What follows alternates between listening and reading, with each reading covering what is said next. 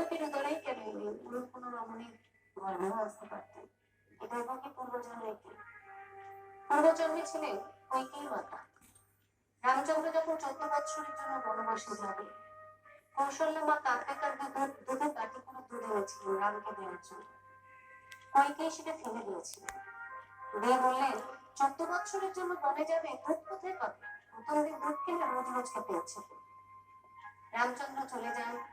14 বৎসর বনবাস জীবন যাপন করার পর, রাবণকে বধ করার পর যখন ফিরে এলেন, নিজের মাকে প্রণাম না করে, মানে কৌশল্যা মাকে না করে কৈকেয়ী মাতাকে প্রণাম করলেন।